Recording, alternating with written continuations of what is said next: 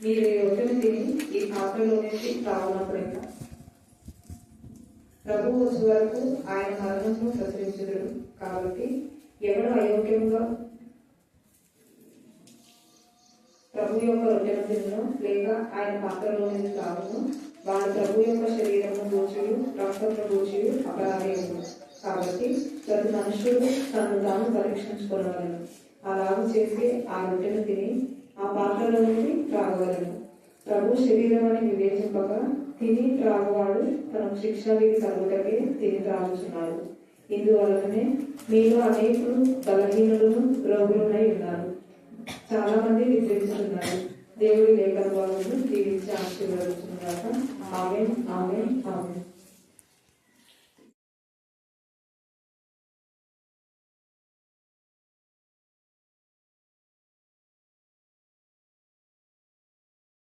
పరిశుద్ధాత్మతో శక్తులు ముఖ్యంగా దేవానికి హెచ్చ బ్రాహ్మణ అయినప్పటికీ కూడా ఎక్కడైతే నా ప్రభావ అతనికి పర్మిషన్ ఇచ్చారు. మరి త్వరగా వెళ్ళటానికి మీకు కాస్తాను. తండ్రి కుమార ఏకదేవుడి కూడా అబ్రహాం ఇస్సాకి ఆకులు మెండుగా బ్లెస్ ఈ విషయంలో మీరే కార్యం జరిగించండి. శాస్త్రం లైఫర్చమని వేసినామని ప్రార్థిస్తున్నాం తండ్రి. అమ్మాయి అమ్మాయి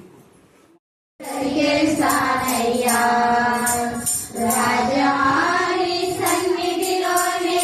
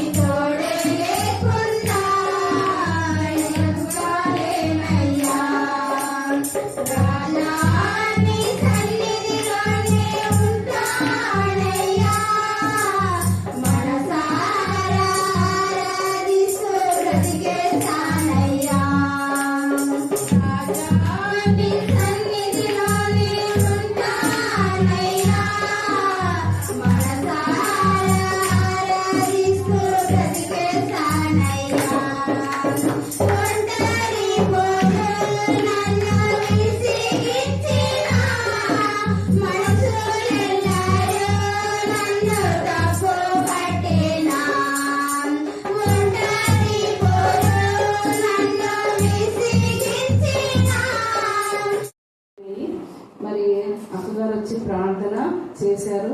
మీరు కూడా అన్న గురించి ప్రార్థన చేయండి. మరి మా అన్న పేరు రాజేంద్ర ప్రసాద్, రిటైర్డ్ ఎస్ఐ. ఆయన ఏమంటే ఇంకా ఇప్పుడు కొంచెం దేవుణ్ణి నమ్ముతున్నారనమాట, స్వీకరించారు.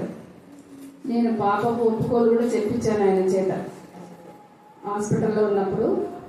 మరి కాబట్టి మరి మా పరిచర్యలో మరి మా భర్త గారు మరి నిజంగా నాకంటే ఎక్కువగా వాడబడుతున్నారు.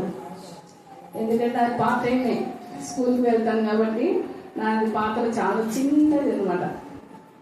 కానీ మరి మా అక్కతో మేము కలిగినటువంటి సంబంధము చాలా, ఇంకా అది వర్ణించలేనిది. 93లో పెళ్ళయి వచ్చాను, ఇక్కడ వచ్చినాను నేను. తర్వాత 94 నుంచి అక్కతో పరిచయం ఏర్పడింది.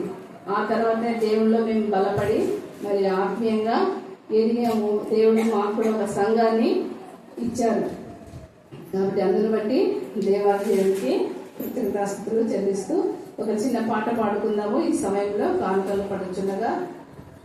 వందనమయ్యా యేసయ్యా నాదు సారథి నీవయ్యా, వందనమయ్యా యేసయ్యా నాదు కేడము నీవయ్యా, వందనమయ్యా యేసయ్యా నాదు సారథి నీవయ్యా, వందనమయ్యా యేసయ్యా నాదు కేడము నీవయ్యా, యేసయ్యా నా యేసయ్యా నాదు కాపరి నీవయ్యా, నీవేనయ్యా నీవేనయ్యా నాదు ఊపిరి నీవయ్యా, యేసయ్యా నా యేసయ్యా నాదు కాపరి నీవయ్యా, నీవేనయ్యా నీవేనయ్యా నాదు ఊపిరి నీవయ్యా.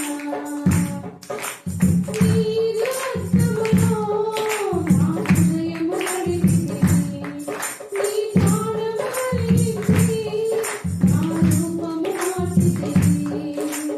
నీదు రక్తములో నా హృదయము కడిగితివి, నీ ప్రాణము కలిగితివి, నా రూపము మార్చితివి.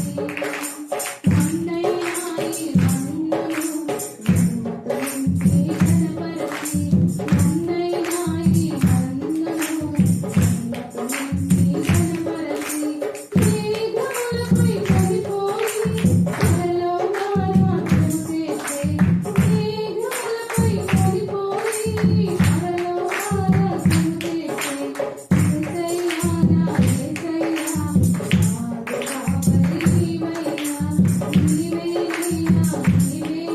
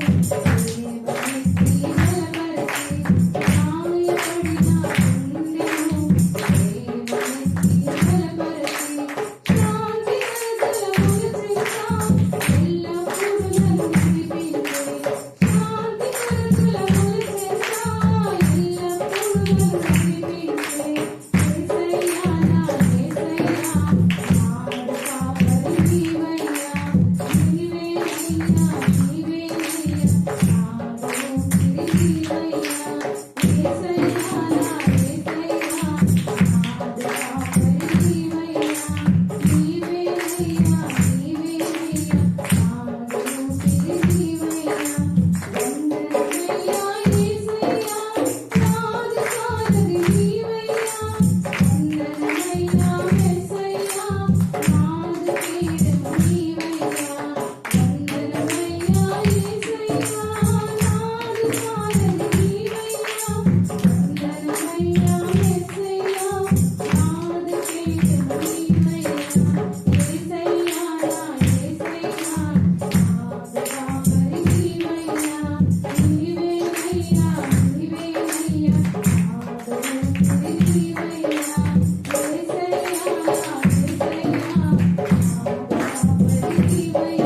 Thank you.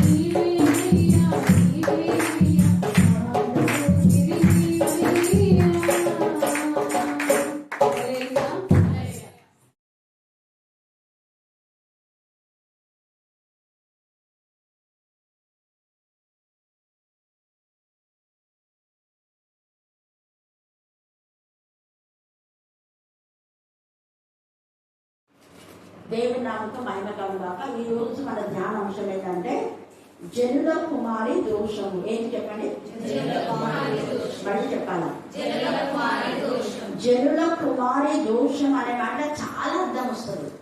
జనులు అన్నారు అంటే సంఘంలో ఉన్నటువంటి జనాంగం, లేదా సమాజంలో ఉన్నటువంటి జనులు, లేదా కుటుంబంలో, ఇలాగా జనుల కుమారి యొక్క దోషం. ఎందుకు ఏంటి ఆమె దరిద్రాలు అయిపోయింది అంటే, సంఘాన్ని తండ్రి అనే దేవుడు స్త్రీకి పోల్చాడు. కానీ స్త్రీకి పోల్చినటువంటి ఆ సంఘము ఏమైంది అంటే, దేవునికి ఇష్టమైన కన్యకగా, ప్రధానమైన కన్యకగా, పరిశుద్ధమైన కన్యకగా నేను ప్రదానం చేసిదినే అంటాడు. కొరింథీ రాసిన పత్రికలో మనం చూస్తే ప్రధానమైనగా చేసినటువంటి ఆ కన్యక సర్పం యొక్క మాట విని అపవిత్రులైపోయింది. ఎంతగా తండ్రి అనే దేవుడు కృంగిపోయాడు. ఎందుకు అంతగా ఆయన కృంగిపోయాడు అంటే, అట్ ద బిగినింగ్ ఆదాము అవ్వలతో సహవాసం చేసిన దేవుని యొక్క సహవాసం ఈ అపవాదం ద్వారా ఎడబాటైపోయింది. ఎడబాటైనటువంటి దేవుడు నిర్గమ కాండంలో ఈ యొక్క మోషను పైకి ఎక్కిరమని చెప్పినప్పుడు ఒక నిబంధన చేస్తాడు. ఏంటా నిబంధన అంటే, చూడు నువ్వు మాత్రమే రావాలి, మిగతా వాళ్ళంతా రాకూడదు. వాళ్ళు వస్తే ఏమైందంటే చెప్పాలి, మిగతా వాళ్ళు వస్తే ఏమవుతారు? మోష ఒక్కడే రావాలి, మిగతా వాళ్ళు రాకూడదు. ఒకవేళ వస్తే ఏమవుతారు? చస్తారు. ఎంత బాధగా నిండాడు ఆ తండ్రి అనే దేవుడు. గుండె నలుగురు కూడా ఆ మాట చెప్తున్నాడు. అంటే జీవదాత ఆయన స్వరూపం అంటే ఆయన పోలిక చెప్తున్నా నరవడం చేయడం చేసి వారితో దాదాపు 100 సంవత్సరాలు సహజీవనం. అంటే రోజు సాయం వేళ వీళ్ళు ముగ్గురు కలిసి ఆ తోటంతా తిరిగి ఏదైనా చోట దేవుళ్ళు ఆనందించారు. ఆ జంతువులను చూసి అవి కూడా వీళ్ళనంతా వీళ్ళ దగ్గరికి వచ్చి వీళ్ళ నాకే, పక్షులైతే వీళ్ళ పైన వాలి ఎంత ఆహ్లాదకరమైనటువంటి ఆ యొక్క మంచి ప్రశాంతమైనటువంటి వాతావరణం ఇది ఇది సాధారణ పాటు చేసింది. కావడానికి కారణం కావ. అందుకే ఏ స్త్రీ నుంచి అయితే పాపం వచ్చిందో అదే స్త్రీ నుంచే పాపంలో విడగొట్టాలి అన్నది దేవుని యొక్క ప్రణాళిక. స్త్రీలైన వారు సంఘాలను చెడగొడుతున్నారు, కుటుంబాలను చెడగొడుతున్నారు, సమాజంలో కూడా స్త్రీల ద్వారానే చెడిపోతున్నాయి. కానీ ఈ సమయం ముందు వాక్యం వింటున్నాం, మనం చెడగొట్టే వాళ్ళము అంటున్నామా, కట్టే వాళ్ళంగా ఉంటున్నాం. జ్ఞానవంతులు ఏం చేస్తారు? వాళ్ళను మళ్ళీ చెప్పాలి, కట్టుకుంటది. అలాగనే సామెతలు 31లో ఆమె జ్ఞానం గల ఉపదేశం చేస్తుంట, కృపగల ఉపదేశం చేస్తుంది. ఆమె జ్ఞానవంతురాలు కాబట్టి వేకువల నుంచి తన ఇంటి వారికి భోజనం సిద్ధపరచడమే కాదని పని, తన పనికెత్తలకు అన్ని చూస్తున్నాడు. లేచిన నుంచి పడుకునే వరకు పని చేస్తూనే ఉండాలి. ఎక్కడ ఆమె మౌనంగా ఉండట్లేదు. రాత్రి వేళ నా యొక్క పంటను చేత పడుతున్న దీపం ఆరిపోదంటే రాత్రి అంతా ప్రార్థన చేస్తుంది, పగలంతా పనిచేస్తుంది.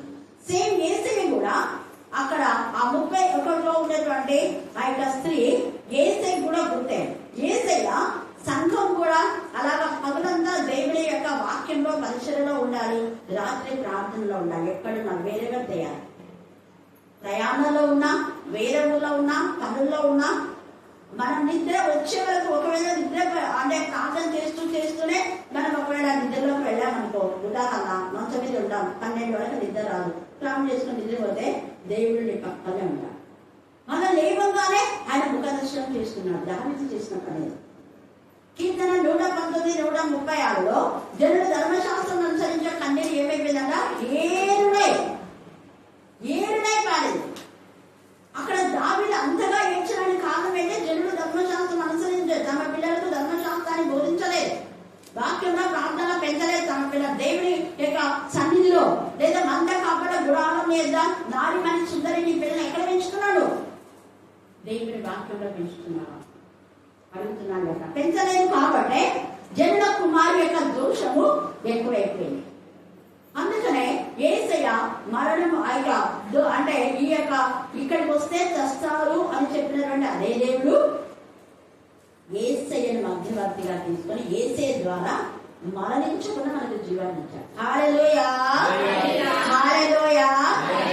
అక్కడ మీరు రావద్దు అన్నాడు, నా దగ్గరికి రావద్దు అన్నాడు. అదే తండ్రి అయిన దేవుడు నా దగ్గరికి రండి అన్నాడు.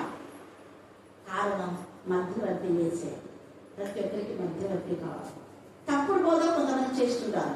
ఈరోజు ఉదయం నేను విన్నాను, సతీష్ కుమార్ బ్రదర్, అది వీడియో కూడా కొంతమందికి సెండ్ చేసిన, మీరు చూసిందేమో. ఫస్ట్ అంతా బాగా చెప్పినారు, అంటే ప్రేమ వివాహాలు చేసుకోకూడదు, అలా చేసుకుంటే దేవుడు ఉగ్రత. ఒక అమ్మాయి 10 ఏళ్లుగా ప్రేమించినా కూడా ఆ అమ్మాయి నిబంధనలు మార్చుకొని నేను దేవుడి చిత్తాన్ని నెరవేర్తాన్ని అలాగే మీరు ఉండాలి అని మంచిగా చెప్తూ ఏమన్నా అంటే అదే ఎవరో చెప్పినారు ఇలాగని వాళ్ళ మాట ఇలా మాట వినొద్దండి. ఇంకొకరు దైవజనుడు వచ్చి మీ ఇంట్లో చీకటి ఉంది అని చెప్పాడు, చెప్తే అలాగ వాళ్ళ మాట వినొద్దండి, దేవుడు నీతోనే మాట్లాడతారు అన్నాడు. అంటే ఆ అమ్మాయితో నేను మాట్లాడలేదు, ఆ అమ్మాయే నిర్ణయం తీసుకొని వెళ్ళిపోయింది అని చెప్పాడు. అంతవరకు బాగానే ఉంది. కానీ అందరితోనే దేవుడు మాట్లాడుతాడు అన్నది వాక్యంలో లేదన్నా. దేవుడు అందరితో మాట్లాడతారు. ఎందరితో అంటే ఎవరైతే ఆయన హత్తుకొని ఆనందం చూస్తారో వాళ్ళతో మాట్లాడతారు. నేను ఆ బ్రదర్ నంబర్ ఉంటే వెంటనే పంపించాలనుకున్నా, కానీ ఈ యూట్యూబ్లో వాక్యం ఉంది కాబట్టి వింటారు. ప్రపంచం అంతా పోతుంది.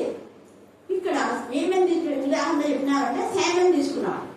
శామ్యూల్ దేవుడి మందిరంలో దేవుడు శామ్యూల్తోనే కదా మాట్లాడాలన్నాడు. అంతవరకు బాగుంది, శామ్యూల్తో మాట్లాడాలి. మరి ఏలీతో మాట్లాడలేదు కదా, అవునా? ఆలోచించాలా? ఏలీ అంత పెద్ద ప్రవక్త, ఏలీతో మాట్లాడలేదు. శామ్యూల్తో మాట్లాడి ఏలీ అప్పుడు చెప్పించాడు. మరి ఏలీతో మాట్లాడలేదు కదా, మరి ఏమంటారో పాస్టర్ గారు, కల్వరి టెంపుల్ పాస్టర్ గారు, ఏలీతో దేవుడు మాట్లాడితేనే వినాలి. మరి అంత పెద్ద దైవజనుడు కదా శామ్యూల్, నీతో మాట్లాడితే మరి నాతో మాట్లాడలేదండి, నేను విన్నాను అనాలి. అనలేదు, గొప్పే చేసినాను. నాయన నీకేం చెప్పాడో దేవుడు నాతో చెప్పు, అలాగే నేను చేస్తానన్నా. అలాగనే దేవుడు తన చిత్తాన్ని నెరవేర్చుగాక అన్నాడు. తన పిల్లల యొక్క పాపని గురించి చెప్పాడు, బాగా చెప్పాడు. మీలో తప్పు ఉందని, లోపం ఉందని, మీ ఇంట్లో ఇది ఉంది అది ఉందంటే నమ్ముద్దండి అన్నారు. కొన్ని అబద్ధ భక్తులు కూడా ఉన్నారు, నిజమే, అది వరకు నేను ఒప్పుకుంటా.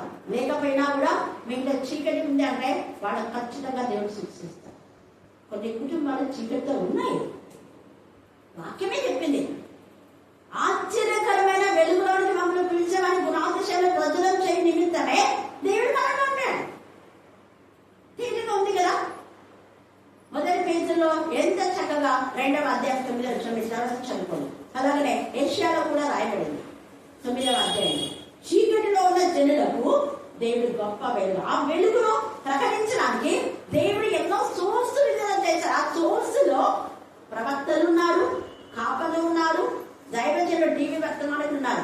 అబద్ధ బోధకులకు తగిన శిక్ష దేవుడు ఇస్తాడు, లేకపోయినా ఉంది అని చెప్పేవాళ్ళు. ఇంకొకటి ఏం చెప్పినా అంటే దైవజనుడు నీకు స్వస్థత కలుగుతుంది ఖచ్చితంగా, నువ్వు హాస్పిటల్ పోదు, నువ్వు ఆపరేషన్ చేసుకోవద్దు, నువ్వు మందు తీసుకోవద్దు అన్నారు. అలా అనడం తప్పే. కానీ దేవుడు కేవలం మందుల ద్వారానే కాదు, ఎలాగైనా చూసుకోవచ్చినాడు ఆయన. ఎందుకంటే దేవుడు రోగికి వైద్యుడు అన్నాడు. ఏదే రోగికి వైద్యుడు అన్నాడు కాబట్టి మీరు ఖచ్చితంగా వైద్యుల దగ్గరికే పోవాలి అని చెప్పే మాట. అలా లేదు, ఏదే ఎన్నో విధాలుగా మందుల ద్వారా చూస్తుందా, ఆపరేషన్ ద్వారా చూస్తుందా, విశ్వాసం ద్వారా కూడా చూస్తున్నాయి. మరి వీళ్ళందరూ కూడా విశ్వసించిన స్వస్థత పొందే వాళ్ళు ఏ రోగి దగ్గరికి పోలేదు, వైద్యుల దగ్గరికి పోరా. ఎవరి దగ్గరికి వచ్చిన వాళ్ళు వేసేది దయాలు పోయిన రోగి వైద్యుడు స్వస్థత చేసినాడు. ఏసయ్య వైద్యుడు, ఏసయ్య ప్రవక్త, ఏసయ్య దైవజనుడు, ఇంకా చాలా చాలా ఉన్నాయి. కాబట్టి మనం వాక్యం ఎవరైనా చెప్పేటప్పుడు అలాగ ఉందా లేదని సర్చ్ చేయాలి. అలాగే అపోస్తలుడైన పౌలు ఆ దేవుని వాక్యాన్ని ప్రకటించేటటువంటి 13వ అధ్యాయంలో ఆ వ్యక్తి కూడా పరిశుద్ధాత్మతో నింపబడి ఏదేదో విషయాలు చేయాలనుకున్నాడు. కానీ అతనితో మాట్లాడాలి, పౌరుతో మాట్లాడి నువ్వు కప్పటమైన హృదయంతో ఉన్నావు, నీ హృదయం సరిగా లేదు దేవుని దగ్గర 13వ అధ్యాయం. తర్వాత ఫిలిప్పు కూడా మరి వాక్యం ప్రకటిస్తున్నారు. అయితే పేతురు ఫిలిప్పుని గద్దించాడు, నువ్వు చేసే వే రాంగ్ వే. దేవుడు కొందరితో మాట్లాడతారు, కొన్ని విషయాల్లో మాత్రమే ఇద్దరికి సమానంగా. పేతురుకు దర్శనం వచ్చింది, అలాగనే అప్పులకు అని క్షమించండి, ఈ యొక్క కొండేకి కూడా దర్శనం వచ్చింది. హల్లెలూయా, హల్లెలూయా. ఇంకొకటి అబ్రహాముతో ఇక్కడ అబీమెలెకుకు దర్శనం ఇచ్చినటువంటి దేవుడు అబీమెలెకు అదే దర్శనంలోనే నీ భార్యలందరూ పిల్లలకు అందరూ కాక, నీ పరివారం పిల్లలకు అందరూ కాక అనొచ్చు అన్నారు. అసలు కళలో మీ యొక్క అబీమెలెకును గమనించిన దేవుడు మళ్ళా అబ్రహాము ప్రార్థన చేస్తేనే వాళ్ళ పిల్లలు ఉంటారు. మరి మధ్యవర్తి అవసరం. అందుకనే నేను నిన్న కూడా చూపించిన లేవీలను మీరు వదలొద్దు. లేవీలు అంటే ఒక మంచి విశ్వాసం. ఆత్మ సంబంధాలను మీరు ఎప్పుడు వదలొద్దు. ఆత్మ సంబంధాల సహవాసంలో మనం ఉండాలి. ఆత్మ సంబంధులు వాక్యంలో ఏమిటి? ఒక్కరి కొరకు ఒకరు ఏం చేయాలంట? ప్రార్థన చేయాలి. ఒక్కరికి ఒకరు ఏం చెప్పాలి? బుద్ధి చెప్పాలి. ఒకరికి వచ్చిన దర్శనం ఇవ్వాలి ఇంకొకరి. కానీ అవి అబద్ధ దర్శనాలు అయితే వాళ్ళకి శిక్ష ఉంటుంది, అబద్ధ ప్రవచనం అయితే వాళ్ళకి శిక్ష ఉంటుంది. అయితే దేవుడు మధ్యవర్తులు ఏర్పాటు చేస్తున్నారు. ఇర్మియా, యెహెజ్కేలు, దానియేలు వీళ్ళంతా మధ్యవర్తులే. దానియేలుకు కలభావం చెప్పినటువంటి దేవుడు ఇప్పుడు నెబుకద్నెజర్ రాజు చెప్పాలా? నీకు చెప్పినాడు, నాకు చెప్పడం దేవుడు ఉంటే నాకు కూడా కలగదని చెప్పడం ఎక్కడ నేను అనవచ్చింది అన్నా. హల్లెలూయా, హల్లెలూయా. అంటే ఇలాంటి తప్పుడు బోధన నుంచి విడుదల. అప్పటి నుంచి తప్పుడు బోధన చేసి ఇంకా సంఘాలు పాడైపోతున్నాయి. అందుకనే ఇక్కడ అంటున్నాడు కదా విలాప వాక్యంలో, బంగారం ఎట్లు మందగిరినది, బంగారం లాంటి సంఘాలు మేలిమి బంగారం ఎట్లు మార్చబడింది. మేలిమి బంగారం లాగా ఉన్నారు. ఎప్పుడు మనం మిషనరీస్ వచ్చినప్పుడు ఎంత నిష్ఠ సంఘ పెద్దలు చక్కలు అందరు క్రీస్తులో ఉన్నారు. అందరు క్రీస్తులు కనపడుతున్నారు. భయంతో భక్తితో వేగునే లేచి మోకాళ్ళుండి ప్రార్థన. వాళ్ళ తలలు మళ్ళీ కిందికి వేసుకొని మోకాళ్ళుండి ప్రార్థన. ఇక్కడ ఉన్నప్పుడు నేను చూసిన చెన్నికల్లో ఇక్కడ ఉంటా. చెన్నికలు ఇంకా చిన్నగా అనుకోండి, కానీ ఇక్కడ నాకు బాగుంటుంది. అందుకని ఇక్కడ చూడండి ఎంత చక్కగా అక్కడ మనం చూస్తే బంగారం ఎట్లు మందగిరి, బంగారం లాంటి జీవితంను పాడు చేసుకుంటున్నారండి. ప్రతి వీరి మొగలు ప్రతిష్ఠితమైన రాళ్ళు పారవేయబడి ప్రతిష్ఠించమన్నారు ఒక దేవుని చేత. అలాగే దైవజనులు వచ్చి మీకు ప్రతిష్ఠించినారు. దైవజనులు వచ్చి మీకు ప్రత్యేకించి సంఘానికి సంఘ పెద్దలుగా లేకపోతే సంఘ పరిచారకులుగా ఇలాగ ఉండండి అలాగ ఉండండి చెప్పారు. చెప్పిన తర్వాత మీరు అలాగ ఉన్నారా? మరి చూడండి ఎట్లు ప్రతిష్ఠితమైన రాళ్ళు పారవేయబడి ఉన్నాయంటే క్రీస్తులో ఉండి మళ్ళా రాళ్లలాగా ఆ పెంట కుప్ప బీటలో పడే జీవితాల్లో మార్చము. మళ్ళీ రాతి లాంటి హృదయం మారిపోయింది. మళ్ళా క్రీస్తు ఎద్దంటే సరళతలోకి వాళ్ళు వేరైపోయారు. మేలిమి బంగారంతో పోల్చదగిన సియోను ప్రియ కుమారులు ఎట్లు కుమ్మలు చేసిన మంటి కుండలుగా ఎంచబడుచున్నారు. ఇండియన్ క్రిస్టియన్ అంటే అన్నిటికంటే ఉన్నతమైనటువంటి నామం. ఆయన నామం తక్కువ కాదు, అది ఓసి. మళ్ళా మనలో అర్థం చేయకూడదు. కానీ ఇప్పటికీ స్టిల్ నౌ కాకినాడ అటువైపు అంతా ఒంగోలు కాకినాడ ఇక్కడ అంతా కూడా ఓసి. ఇండియన్ క్రిస్టియన్ అంటే ఓసి. కన్వర్ట్ అంటే బీసీసీకి వస్తుంది. మనల్ని ఓసి నుంచి మళ్ళీ కన్వర్ట్ అని పెట్టుకొని అది ఆంధ్ర అని ఏదో బీసీసీకి అలాగే తగ్గించడం ద్వారా ఇంకా బీసీ కూడా పోయి మళ్ళా అట్టడికి బాగుండదు. ఎందుకు వచ్చినారు అంటున్నాడు, ప్రశ్న వేస్తున్నారు. ఉన్నత స్థానంలో ఉన్నాం మీరు. కానీ మళ్ళా అప్పుడున్నటువంటి వాళ్ళంతా కూడా ఇళ్లలో పనిచేసే వాళ్ళందరూ కూడా వాళ్ళ కొడుకులు చదివించి కలెక్టర్స్ అంటే కొంతమంది చేసేవాళ్ళు, కొంతమంది కాదనుకోండి. మా తాత వాళ్ళకంతా పొలాలు ఉన్నాయి కాబట్టి డాండర్స్ మరి అంతా ఇదిగా ఉన్న మామయ్య కలెక్టర్గా ఉంటే రెండేసి బ్రాండేసి పరిచారకులు. నేను పోయినప్పుడు బ్రాహ్మణ ఆమె తర్వాత రెడ్డి ఆమె ఇద్దరు వాళ్ళు వంట చేసేవాళ్ళు.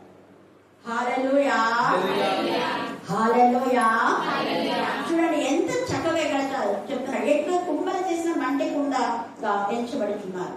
నక్కలైనను చండించి తమ పిల్లలకు పాలించును. నా జనుల కుమారి ఎడారిలో ఉష్ణ పక్షుమలే క్రూరురాలైపోయింది. తమ పిల్లలను ఆత్మీయంగా పెంచడం లేదు. వాళ్ళు ఎదిగితే ఇదే లేకపోతే వదిలేస్తున్నారు. ఏ తల్లి తండ్రి అయితే తమ పిల్లలను ఆత్మీయంగా పెంచడం వాళ్ళు ఉష్ణ పక్షులుగా క్రూరులు. ఏ తల్లి అయితే తన పిల్లలు వాక్యంలో ప్రార్థనలో పెంచుతారో వాళ్ళు రైట్ వేళ నిజమైన తల్లి అని ఆ పిల్లలకు కల్లో రాజ్యంలో ఉంటాయి. గర్దించాలి. కొడుకు కానీ కూతురు కానీ కోడలు కానీ ఎవరైనా కానీ మీ అత్త కానీ ఎవరైనా దేవుని సన్నిధి రాకపోతే. అందుకని ఇక్కడ ఎందుకు అలాగ అయిపోయారు అంటున్నాడు. అందుకే వాళ్ళ దోషం అన్నమాట. దప్పించేద చండి పిల్ల నాలుక వారి అంగిటికి అంటుకొను అంటే పడేస్తున్నారు పిల్లలు. ఆడపిల్ల ఉండిందని చెత్తకుండా పడేస్తారు, ఆడపిల్ల ఉండిందని ఆ వర్షం చేస్తారు. చెత్తకుండీలో పడేసి భూమిలో పాలు పెట్టుకున్నారు నీచంగా. ఇందాక నేను గుర్తు చేస్తాను. గూడులో కొంతమందిని బాగా గద్దించి అలాగ పుట్టారు, వాళ్ళకి మళ్ళీ పిల్లలు పుట్టారు. ఇప్పుడు వాక్యంలో కూడా ఉన్నారు. హల్లెలూయా, హల్లెలూయా. పసి పిల్లలు అన్నం అడుగుతారు, ఎవడను వ్యాఖ్యానం ఎందుకు వాళ్ళ పిల్లలు కాదు పడేస్తున్నారు. వాళ్ళ పిల్లలకే అన్నం పెట్టుకోలేకపోతున్నారు. ఇంకా పరాకాల పిల్లలకి ఏం పెడతారు? వాళ్ళు పెద్ద కుప్పల్లో ఎంతమంది తీసుకుని వచ్చిన పిల్లలు చూడండి. పసిపిల్లలు అంట అన్నం అడుగుదురు, ఏ బిడ్డలో వారికి అన్నం పెట్టారు. ఇంకా 2 అర్థాలు ఉన్నాయి. పసిపిల్లలు వాక్యం నేర్చుకోవడానికి ఇష్టపడితే వాళ్ళకి ఎవరు వాక్యం నేర్పించడం లేదు అని ఇక్కడ 2 అర్థాలు. సుకుమార భోజనం చేయవాళ్ళు దిక్కులేక వీధులలో పడినారు. సుకుమార భోజనం చేస్తున్నట్టు ఆడపిల్లలు కూడా వదిలేస్తున్నారు తల్లిదండ్రులు. రక్తవర్ణ వస్త్రములు తొడిగి పెంచబడిన వారు పెంట కుప్పలను కౌగిలించుకుంటున్నారు. రక్త అంటే మంచి సుందర వస్త్రాలు వేసినట్టు వాళ్ళు దేవునికి విరోధంగా పాపం చేసి ఎక్కడ పడితే అక్కడ తిరిగి తాగి పండాలని అనుకుంటున్నారు. అందుకనే ఏమంటాడు? పెంట కుప్పలు కౌగిలించుకోలేదు అన్నారు. తాగడం, డ్రగ్స్ తీసుకోవడం. మొన్న అదేది వీడియో ఎవరో పంపిస్తున్నారు. ఒక అమ్మాయి బాగా తాగి చిందులేస్తుంది రోడ్లో, కారు చాపింది, చిందులేస్తుంది సిగ్గులేదు. మరి వాళ్ళ తల్లిదండ్రులు ఏం చేస్తున్నారు? ఇవి ఇంతగా యూట్యూబ్లో వస్తాయి. మరి వాళ్ళ తల్లిదండ్రులు నాకు తెలిసి వాళ్ళ అమ్మ నాన్న కూడా సేమ్ క్యారెక్టర్ ఉన్నారు. అందుకనే అట్లలోనే తమ పిల్లలు తప్పును సమర్థించారు. తర్వాత చూడండి, ఇంకా ఇక్కడ ఏమంటున్నారు? నా జనుల కుమారి చేసిన దోషము సొదొమ పాపం కంటే అధికమంట. మరి ఏంటి సొదొమ పాపం అంటే? మనం ఆ యొక్క ఆదికాండం 19లో చూస్తే సొదొమ పాపము చిన్న పిల్లలు మొదలుకొని 100 వయసు గల వృద్ధుల వరకు పాపం. పురుషులు పురుషులతో పాపం, స్త్రీ స్త్రీతో పాపం. ఎవరిని పడితే పరదేశులు ఎవరైనా వస్తే వాళ్ళతో పాపం. దేవదూతలతోనే పాపం చేయాలనుకున్న నీచులు. కానీ దేవదూతలు వాళ్ళ కళ్ళ గుడ్డితనం కలగచేసి అక్కడి నుంచి లోతులు తీసుకొచ్చారు. అంతగా కాపాడబడినటువంటి అన్ని రోజులు తన కుమార్తెలు పరిశుద్ధంగా పెంచినటువంటి లోతు తన కుమారుడు వల్ల కాపాడబడ్డారు. కాబట్టి సమయంలో మన జ్ఞాపకం చేసి నా జనుల కుమారు చేసిన దోషము సొదొమ పాపం కంటే అధికమైపోయింది. అందుకనే కన్నీళ్లు కాస్తున్నారు. ఎక్కడ చూడండి, 50వ వచనం చదవండి. 49 నుంచి 3వ అధ్యాయము 49, 50, 51 చదవండి. యెహోవా దృష్టి ఉంచి ఆకాశం నుండి చూచు వరకు నా కన్నీరు ఎడతెగక కాల్చుండును.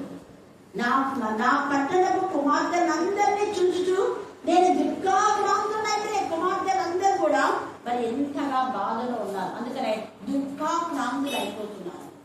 ఎంత బాధ! ఈ యొక్క సమయంలో మనం జ్ఞాపకం చేసుకోవాలి. తండ్రి అయిన దేవుడు తన పిల్లల కోసం ఎంతగా గర్భఫలం యెహోవాయిచ్చు బహుమానం. కానీ ఆ బహుమాన పరిశుద్ధమైన పిల్లలు పాడు చేసే తల్లిదండ్రులు ఉన్నాం. ఎలాగో ఉన్నాం మనం మన జీవితంలో. అందుకే పరిశుద్ధత కాపాడుకునే వాళ్ళు. పరిశుద్ధత దేవుడికి ఎంత ఇష్టమో అంత ఇష్టం.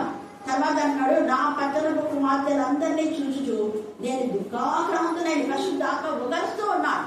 పరిశుద్ధాత్మ ఇక్కడ ఒగరుస్తూ ఉన్నాడు. ముందుకు రాడు.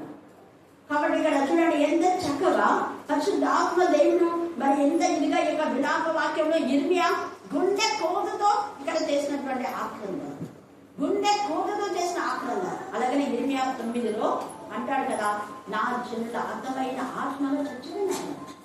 ఒకప్పుడు మిషనరీ వచ్చినప్పుడు ఆత్మలో ఉన్నారు, ఇప్పుడు కొంతమంది ఉన్నారు, కొంతమంది లేరు. ఆ లేని వాళ్ళ కోసమే ఇర్మియా కన్నీరు కాస్తూ మీ పిల్లలకు రోదన చేయలేకుడి, రోదన ధ్వని నేర్పడి మీ పిల్లలకు అంటారు. చూసారా?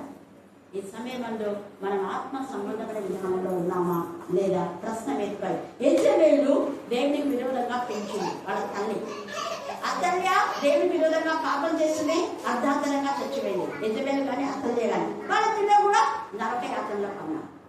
తల్లి చేసిన పాపము పిల్లలకు వచ్చేసింది. అలాగే సిగ్గియా చేసినటువంటి పాపము పిల్లలు చచ్చేలా చేశారు. ఏది చేసినటువంటి ఆ యొక్క అవివేకం పని అంటే గద్దించారు వాళ్ళ పిల్లలు, సరిగా పెంచలేదు. అందుకనే చచ్చారు, ఇద్దరు కొడుకు కూడా చచ్చారు. కాబట్టి ఈ సమయంలో దేవునికి మహిమకరంగా మన పిల్లలు పెంచాలి. అందుకే ఈ యొక్క విలాప వాక్యంలో 44, 50, 51, 55 నుంచి 55 దాకా మీరు చదువుకోండి. ఇంకా 4 మధ్య 1 నుంచి 7 దాకా మీరు చదువుకోండి. తర్వాత మనం చూస్తే ఇక్కడ దేవుడు ఎంతగా బాధపడుతున్నారు. చాలా మంది కుమార్తెలు ఎక్కడికి వెళ్తుంది తల్లిదండ్రులు ఐడెంటిఫై చేయలేకపోతున్నారు. దీన ఆ యొక్క నిజంగా దేవునికి విరోధమైన విధానంలో దేశం జత చూద్దాం అనుకుని వచ్చి తన జీవితం పాడైపోయింది. జీవిత పర్యంత వరకు నరక యాత్ర. అలాగనే తామారు అవివేకంగా, దానిని కూడా తప్పే కాదు. ఆడపిల్లని ఒంటరిగా పంపించకూడదు అనే జ్ఞానం ఉండాలి. అక్కడ తామారు ద్వారా మనం నేర్చుకోవాల్సిన సత్యం ఉద్దేశం ఏంటంటే ఆమె బ్రతకంతా ఖండించటం. ఆడపిల్లలు ఒంటరిగా పంపకూడదు అని తామారు గురించి దేవుడు మనకి ఇక్కడ రాసి ఉంచారు. చాలా మంది ఆడపిల్లలు ఒంటరిగా పంపిస్తారు, విచ్చలవిడిగా ఒకరిని ప్రేమించేది, వాళ్ళని వదిలేసేది, ఇంకొకరి ఎంత భయంకరమైన సిచ్యువేషన్లో ఉన్నారు ఆడపిల్లలు. రీసెంట్గా మీకు తెలుసుకున్న విషయం చేయకూడదు. దేవుడికి మహిమకరమైన విధానంలో విడిపోతే సరే, కానీ దేవునికి విరోధంగా మన విధానంలో మనం చేయకూడదు. అందుకని ఇక్కడ చూడండి, ఎంత ఇంకా నా పట్టణపు కుమార్తెను అందరినీ చూచు అంటే అందరూ ఇలాగనే అయినారు అని ఇక్కడ అర్థం. కొంతమంది మాత్రమే దేవుడికి ఇష్టంగా ఉన్నారు. అందుకనే కొరింథీయులో చెప్పబడింది, ప్రధానమైన కన్యక, పరిశుద్ధమైన కన్యకగా మన కన్యాత్మని కాపాడుకోవాలన్న ఉద్దేశంతో పరిశుద్ధ ఆత్మ దగ్గర మాట్లాడుతూ ఉంటాడు అన్నమాట. ఇందాక ఈ బాగా చదివినటువంటి పాటలో చూడండి, అంతగా వాళ్ళు ఎంత తెల్లగా ఎంత చక్కగా ఉన్నారంట. దేవుడికి మహిమకరంగా ఉన్నారు. పిల్లలు పుట్టినప్పుడు పెద్దగా అయినప్పుడు కూడా. తర్వాత వాళ్ళ జీవితాలు పాడైపోయినాయి. 6వ వచనంలో సొదొమ పాపం కంటే అధికమంటే చెప్పాను కదా, చిన్న పిల్లలు మొదలుకొని 100 సంవత్సరాల వారి వరకు కూడా దేవుడి విరోధమైన పాపం చేశారు. ఎవరినో దాని మీద చెయ్యి వేయకుండా నిమిషంలోనే ఆ పట్టణం పాడు చేయడం. అలాంటి పట్టణం సొదొమ పట్టణం నాశనం అయిపోయింది.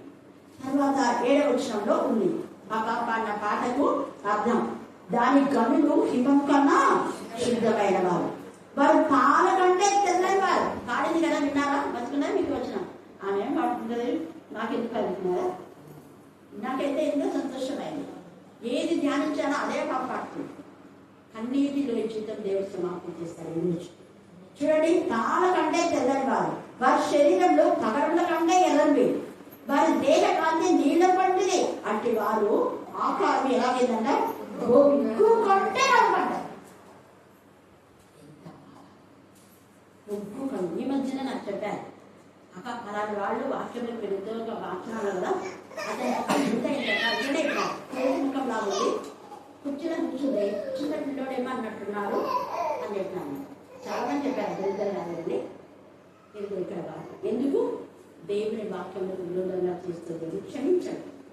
వాక్యములకు విరోధంగా ఏదైనా క్షమిస్తాడు దేవుడు. తెలిసి తెలియక చేసేటప్పుడు ఖచ్చితంగా క్షమిస్తాడు, నేను ఇచ్చేస్తాను. వాక్యములకు పరిశుద్ధాత్మక వ్యతిరేకంగా చేయకూడదు. అదే దేవుని కోపం. వీళ్ళంతా దేవుని వాక్యములకు విరోధంగా చేశారు, పరిశుద్ధాత్మక విరోధంగా చేశారు. క్షమాపణ భయంకరమైన వేషను సమరయ స్త్రీని క్షమించాడు దేవుడు. ఆమె హృదయాన్ని తెల్లని చేయలేదు. నలుపుగా ఉన్న ఆమె ఉదయం తెల్లగా మార్చాడు. అనేకులను తిరిగి చేసేసాడు. నల్లబడిన వాళ్ళందరూ కూడా వాక్యం చెప్పి తెల్లగా మార్చేసుకుంది. మగ్దలేనే మరి ఎంత భయంకరమైనటువంటి ఆమె జీవితం. కానీ ఆమెను యేసయ్య ఏం చెప్పాడు అంటే, ఇదిగో నువ్వు వెళ్ళి నా శిష్యులకు చెప్పాలి మాట. మీడియేటర్ మగ్దలేనే మరి యేసయ్య పునరుద్ధానం గురించి తెలియజేయడానికి మధ్యగా మగ్దలేనే మరి పంపాడు. అప్పుడు వాళ్ళు అనొచ్చు, ఏం మరియా ఏమో చెప్తున్నావు?